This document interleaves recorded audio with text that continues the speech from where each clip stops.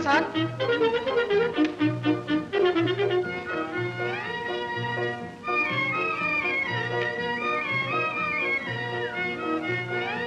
ఎవరు నువ్వు?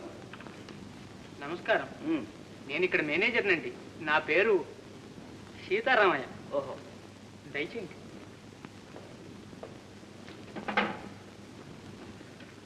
కూర్చోండి. మా లక్ష్మిని పిలిపించండి. లక్ష్మ తమరు?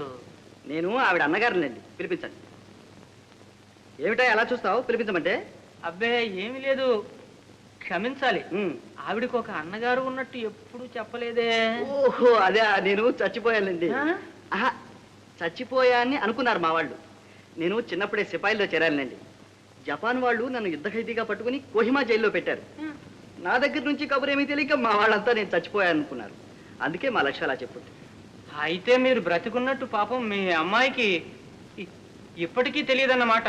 అబ్బే తెలియదండి, అందుకే చూడాలని చాలా ఆదుర్తపడి వచ్చాను. పిలిపించాను. పిలిపిస్తా. ఒరే నారాయణ, మీ అన్నయ్య గారు వచ్చారని చెప్పి లక్ష్మిని అర్జెంటుగా పిలుచుకురా. ఒరే అర్జెంట్. అన్నట్టు అడగడం మర్చిపోయాను, తమ నామధేయం? Rambabu, D Rambabu, DKW. అంటే అంటే అది ఒక మిలిటరీ డిగ్రీలండి. యుద్ధంలో గొప్ప శౌర్య సాహసాలు చూపించిన వాళ్ళకే ఇస్తారు. అయితే తమకేమైనా పిల్లలా? పిల్లలు అసలు పెళ్ళే కాంతే. తీరికేది. యుద్ధం అయిపోగానే జపాన్లో ఒక పెద్ద బిజినెస్లో భాగస్థుడిగా చేరి ఎగుమతి దిగుమతి వ్యాపారంలో ఒక్క ఏడాదిలో 10 లక్షల రూపాయలు సంపాదించాను. జపాన్లోనే ఒక పెద్ద కోటీశ్వరుడు తన కూతురు చేసుకోమని చాలా బలవంతం చేశాడు. కానీ నాకే ఇష్టం లేకపోయింది. నేను భారతీయుణ్ణి, ఎప్పటికైనా మన భారతదేశం వెళ్ళి ఒక భారత యువతిని పెళ్ళాడాలని నిశ్చయించుకున్నాను. ఆహాహా, ఏమి దేశభక్తి, ఎంత జాత్యాభిమానం!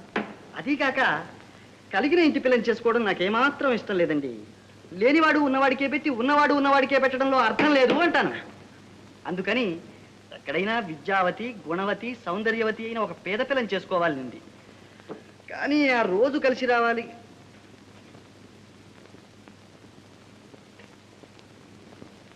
మా అమ్మాయి